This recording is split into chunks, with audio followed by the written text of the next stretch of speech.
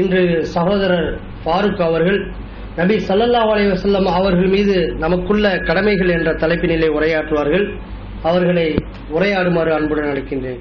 அஸ்ஸலாமு அலைக்கும் வரஹ்மத்துல்லாஹி வபரகாத்துஹு. அன்பான சகோதரர்களே, அல்லாஹ்வுடைய பேரருளால் அவனுடைய இந்த மார்க்கத்தை பற்றி பேசுவதற்காக கூடுகின்ற இந்த பயான் நிகழ்ச்சியிலே அல்லாஹ் ரப்பல் ஆலமீன் நம் அத்துணை பேருக்கும் நாடிருக்கின்றான். அல்ஹம்துலில்லாஹ். அதன் அடிப்படையில் இன்றைய தினம் நபிகள் நாயகம் ஸல்லல்லாஹு அலைஹி வஸல்லம் அவர்கள் மீது நமக்கு உள்ள கடமை என்ற தலைப்பின் கீழ் உங்களுக்கும் எனக்குமாக சில செய்திகளை நான் சொல்லுவதற்கு ஆசைப்படுகிறேன்.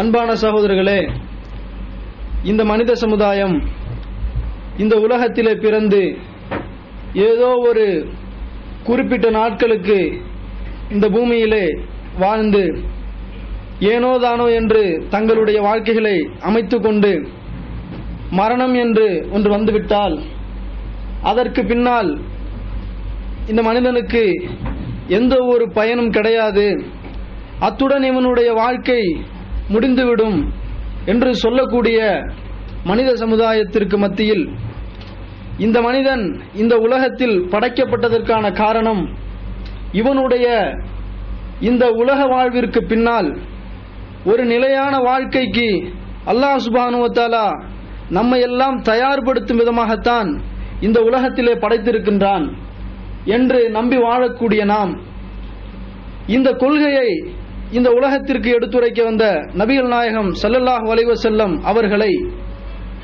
அல்லாஹ்வுடைய தூதர் என்றும் ஈருலக வழிகாட்டி என்றும் நம்பியிருக்கக்கூடிய நம்மளுடைய சமுதாய மக்களிடையே நபிகள் நாயகம் ஸல்லல்லாஹு அலைஹி வஸல்லம் அவர்களை நாம் ஏதோ அல்லாஹ்வுடைய மார்க்கத்தை அவர்கள் நமக்கு கற்று தந்தார்கள், அல்லாஹ்வுடைய தூதர்கள், அல்லாஹ்வுடைய தூதர் அவர்கள் எப்படி அல்லாஹ்வை வணங்க வேண்டும் என்று நமக்கெல்லாம் சொல்லியிருக்கின்றார்கள், எப்படி நம்மளுடைய ஒவ்வொரு காரியங்களையும் அமைத்துக் கொள்ள வேண்டும் என்று சொல்லியிருக்கின்றார்கள். இது மட்டும்தான் நபிகள் நாயகம் ஸல்லல்லாஹு அலைஹி வஸல்லம் அவர்கள் நமக்கு இந்த உலகத்திலே சொல்லி தந்தார்கள். இதற்கு அப்பாற்பட்ட எந்த ஒரு கடமையும் நபி ஸல்லல்லாஹு அலைஹி வஸல்லம் அவர்களுக்கும் நமக்கும் எதுவும் கிடையாது என்ற அளவிற்கு நம்மளுடைய வாழ்க்கை அமைந்திருக்கின்றது. எந்த அளவிற்கு என்று சொன்னால், அல்லாஹ்வுடைய தூதரை லா இலாஹா இல்லல்லாஹ் முஹம்மது ரசூலுல்லாஹ் என்று நாம் கலிமா சொல்லி அல்லாஹ்வுடைய தூதரை அல்லாஹ்வுடைய தூதர் என்று நாம் ஏற்றிருக்கின்றோம். ஆனால் நபிகள் நாயகம் ஸல்லல்லாஹு அலைஹி வஸல்லம் அவர்களை தங்களுடைய வாழ்க்கையில் வழிகாட்டியாக ஏற்றிருக்கக்கூடிய நாம் அவர்களுக்கென்று சில கடமைகளை நாம் செய்ய வேண்டியிருக்கிறது. கடமை என்று சொன்னால் அல்லாஹ்வுக்கு செய்யக்கூடிய அது மாதிரியான கடமை இல்லை. நபிகள் நாயகம் ஸல்லல்லாஹு அலைஹி வஸல்லம் அவர்களை ஒரு அல்லாஹ்வுடைய தூதர் என்று ஏற்றிருக்கக்கூடிய நாம் அவர்களை எந்த அளவிற்கு அல்லாஹ் தஆலா நம்மை நம்ப சொல்கின்றானோ அந்த அடிப்படையில் நம்மளுடைய நம்பிக்கை இருக்கின்றதா? அதே மாதிரி அல்லாஹ் சுப்ஹானஹு வ தஆலா அல்லாஹ்வுடைய தூதரை பற்றி எப்படி நேசிக்க சொல்கின்றானோ அந்த ஒரு நேசம் நம்மளுடைய வாழ்க்கையில் இருக்கின்றதா? அதே மாதிரி அல்லாஹ் சுப்ஹானஹு வ தஆலா உங்களுக்கு இடையே பல பிரச்சனைகள் வருகின்ற பொழுது அல்லாஹ்வுடைய தூதரின் பக்கம் உங்களுடைய பிரச்சனையை கொண்டு செல்லுங்கள், அல்லாஹ்வுடைய பக்கம் கொண்டு செல்லுங்கள் என்று கூறுகின்றானே, அதன் அடிப்படையில் நம்முடைய வாழ்க்கை அமைந்திருக்கிறதா என்றால் நிச்சயமாக அந்த இடத்திலே நாம் கேள்விக்குறி கேட்க வேண்டிய சூழ்நிலையில் இருக்கின்றோம். இதுவெல்லாம் நபிகள் நாயகம் ஸல்லல்லாஹு அலைஹி வஸல்லம் அவர்களை நம்பி இருக்கக்கூடிய நாம் அவர்களுக்கு செய்ய வேண்டிய அவர்களுடைய வாழ்க்கைக்கு அப்புறம் அந்த தூது பணியை நம்மளுடைய வாழ்க்கையில் கடைபிடிப்பதற்கும் மறுமையில் வெற்றி பெறுவதற்கும் நபிகள் நாயகம் ஸல்லல்லாஹு அலைஹி வஸல்லம் அவர்களுக்கு செய்ய வேண்டிய கடமையாக நான் கருதுகின்றேன். எந்த அளவிற்கு என்று சொன்னால், அல்லாஹ் சுப்ஹானஹு வ தஆலா திருக்குர்ஆனில் கூறுகின்றான், வமா அர்சல்னா இல்லா ரஹ்மத்துல் லில் ஆலமீன். நபிகள் நாயகம் ஸல்லல்லாஹு அலைஹி வஸல்லம் அவர்களை இந்த மனித சமுதாயத்திற்கு அல்லாஹ் தஆலா அறிமுகம் செய்கின்ற பொழுது கூறுகின்றான், உம்மை இந்த உலகத்திற்கு ஓர் அருள்கொடையாக அனுப்பினோம். அருள்கொடை என்று சொன்னால் நபிகள் நாயகம் ஸல்லல்லாஹு அலைஹி வஸல்லம் அவர்களை பொறுத்தவரையில் நாம் ஒரு சாதாரண மனிதரை காண்பது போன்றோ அல்லது சாதாரண மனிதரை நாம் நேசிப்பது போன்றோ அல்லது சாதாரண மனிதருக்கு நாம் வைத்திருக்கக்கூடிய அந்த ரிலேஷன்ஷிப் மாதிரி அல்லாஹ் தஆலா நம்மை வைப்பதற்காக இந்த அடைமொழியை சொல்லவில்லை. அல்லாஹ் தஆலா இங்கு கூறுகின்றான், இல்லா ரஹ்மத்துல் லில் ஆலமீன். அல்லாஹ்வுடைய தூதரை இந்த அகில உலகிற்கும் நாம் ஒரு அருள்கொடையாக அனுப்பியிருக்கின்றோம். அருள்கொடையாக பெற்றிருக்கக்கூடிய நபிகள் நாயகம் ஸல்லல்லாஹு அலைஹி வஸல்லம் அவர்களை நாம் அவர்களுடைய சொல்லுகளுக்கு, அவர்களுடைய கட்டளைகளை பின்பற்றி நம்மளுடைய வாழ்க்கை அமைந்திருக்கின்றதா? எந்த அளவிற்கு என்று சொன்னால், அல்லாஹ்வுடைய தூதர் என்று நாம் நம்பினால் மாத்திரம் அல்லாஹ்வுடைய தூதரை நாம் நம்பியதாக ஆகாது. அல்லாஹ்வுடைய தூதரை நம்மளுடைய வழிகாட்டியாக ஏற்றதற்கு பின்னால் அவர்களுடைய வழிகாட்டுதல்கள் நம்மளுடைய வாழ்க்கையில் முழுமையாக நடைமுறைப்படுத்த வேண்டும். எந்த அளவிற்கு என்று சொன்னால், நம்மளுடைய இந்த சமுதாயம் இன்றைக்கு எந்த அளவிற்கு சென்று கொண்டிருக்கிறது என்றால், அல்லாஹ்வுடைய தூதரை நாங்கள் 1% அல்லாஹ்வுடைய தூதர் என்பதில் குறைக்க மாட்டோம். அதே நேரத்தில் அல்லாஹ்வுடைய தூதருடைய வாக்கை பின்பற்ற வேண்டும் என்று சொன்னால் எங்களுடைய தலைவர்கள் எங்களுக்கு சொல்லி இருக்க வேண்டும், எங்களுடைய முன்னோர்கள் எங்களுக்கு அதை வழிநடத்தியிருக்க வேண்டும். இந்த 2 செயல்களும் இல்லாமல் அல்லாஹ்வுடைய தூதருடைய சொல்லுக்கு நாங்கள் கட்டுப்பட மாட்டோம்.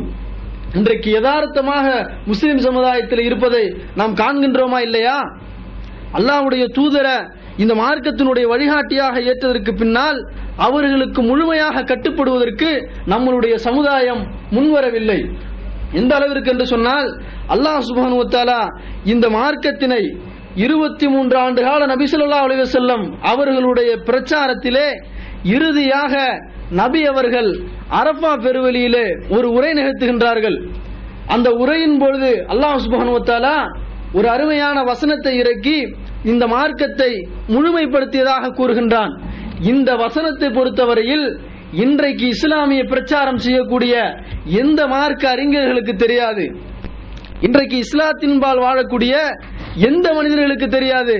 எந்த அளவிற்கு இருக்கிறது என்று சொன்னால், அல்லாஹ் சுப்ஹானஹு வ தஆலா சூரத்துல் மாயிதாவிலே கூறுகின்றான், அல் யௌம அக்மல்து லக்கும் தீனக்கும் வ அத்மம்து அலைக்கும் நியாமத்தி வ ரலியது லக்குமுல் இஸ்லாம தீனா. இன்றைய தினம் உங்களுடைய மார்க்கத்தை நாம் பரிபூர்ணமாக்கி விட்டோம், இஸ்லாம் என்ற இந்த வாழ்க்கை நெறியை உங்களுக்கு நாம் பொருந்திக் கொண்டோம் என்பதாக அல்லாஹ் தஆலா இந்த வசனத்தில் கூறுகின்றானே. இந்த வசனத்தை அல்லாஹ் சுப்ஹானஹு வ தஆலா அரஃபா பெருவெளியிலே வச்சு இறக்குகின்றான். இந்த வசனத்துடைய கருத்து என்ன? இஸ்லாமிய மார்க்கத்தில் இன்றையோட நபிகள் நாயகம் ஸல்லல்லாஹு அலைஹி வஸல்லம் அவர்கள் ஹஜ்ஜத்துல் விதாவிலே செய்த அந்த உரையோடு இறக்கப்பட்ட இந்த வசனத்தோடு மார்க்கம் என்பது முழுமையடைந்து விட்டது. இதற்கு பின்னால் இந்த இஸ்லாத்தின் பெயரில் அல்லாஹ்விடத்தில் கூலி கிடைக்கும் என்ற பெயரில் ஒருபொழுதும் ஒரு செயலையும் இந்த இஸ்லாத்திற்குள்ளே நுழைவிக்க முடியாது என்பது தெள்ளத் தெளிவாக தெரிகிறது. இந்த வசனத்தை படித்திருக்கக்கூடிய நம்மளுடைய மார்க்க அறிஞர்கள் இந்த வசனத்திற்கு கட்டுப்படுகின்றார்களா? நபிகள் நாயகம் ஸல்லல்லாஹு அலைஹி வஸல்லம் அவர்கள் அதே நேரத்திலே மக்களிடத்திலே பிரகடனம் செய்கின்றார்கள். எந்த அளவுக்கு பிரகடனம்? இந்த மார்க்கத்தை வெல்ல வெளியேறு என்று நான் உங்களிடத்தில் விட்டு செல்கின்றேன், இதனுடைய இரவும் பகலை போன்றதாகும். அல்லாஹ்வுடைய தூதருடைய வார்த்தைகளை நீங்க பாருங்க. இந்த மார்க்கத்தை நான் எந்த நிலைமையில உங்களிடத்தில் ஒப்படைச்சிட்டு போறேன்னு சொன்னா, இதனுடைய இரவும் பகலை போன்றதாக அமையும் என்று. இந்த உதாரணத்திற்கு நமக்கு விளக்க வேண்டுமா? ஒருவனிடத்தில் இந்த வெளிச்சம் பகலுக்கு சமமானது என்று சொன்னால் எப்படி அவர்கள் புரிந்து கொள்வார்களோ அந்த அளவிற்கு மக்களிடம் சொல்லுகின்றார்கள், இந்த இஸ்லாமிய மார்க்கத்தை நான் உங்களிடத்தில் விட்டு செல்கின்றேனே, இதனுடைய இரவும் பகலை போன்றது என்பதாக சொன்னார்கள். இந்த ஹதீஸினுடைய விளக்கமும் அல்லாஹ் சுப்ஹானஹு வ தஆலா அருளிய இந்த வசனத்தையும் இன்றைக்கு எத்தனை இஸ்லாமிய மார்க்க அறிஞர்கள் நமக்கு போதிக்கின்றார்கள், அல்லது இதனை நாம் எடுத்து வைக்கின்ற நேரத்தில் இதற்கு கட்டுப்படக்கூடியவர்களாக இருக்கின்றார்களா? நாம் எல்லாம் இன்னைக்கு இந்த ஒரு வசனத்தையும் இந்த ஒரு ஹதீஸினுடைய செய்தியையும் நாம் எத்தனை மேடைகளில் பிரச்சாரம் செய்கின்றோம். நாம மீண்டும் மீண்டும் இதே செய்திகளை எடுத்து சொல்லுவதற்கு காரணம், தமிழகத்தை பொறுத்த வரையில் உலகத்தில் எங்கேயுமே இல்லாத அளவிற்கு அல்லாஹ்வுடைய அருளால் தௌஹீதினுடைய பிரச்சாரம் இருக்கிறது. கிட்டத்தட்ட 20 வருஷத்திற்கு மேலாக இந்த ஏகத்துவ கொள்கையை நாம் எடுத்துரைக்கின்றோமே, எடுத்துரைத்ததற்கு பின்னாலும் இந்த மதஹபுகளை பின்பற்றுவதை நம்மளுடைய சமுதாயம் விடுகின்றதா? அதே மாதிரி எடுத்துக்கிட்டீங்கன்னு சொன்னா எத்தனை இடங்கள்ல நாம ஷிர்க் என்பது ஒரு மிகப்பெரிய பாவம், இதை செஞ்சவன் அல்லாஹ்விடத்தில் நாளைக்கு மன்னிப்பு பெற மாட்டான் இன்று நாம பிரச்சாரம் செய்தோமே, இன்றைக்கு எந்த தர்காக்களை இழுத்து போட்டிருக்கின்றார்கள். ஒரு சில இடங்களில் நடந்திருக்கிறதே தவிர இன்றைக்கும் அதற்கு செய்யக்கூடிய செயல்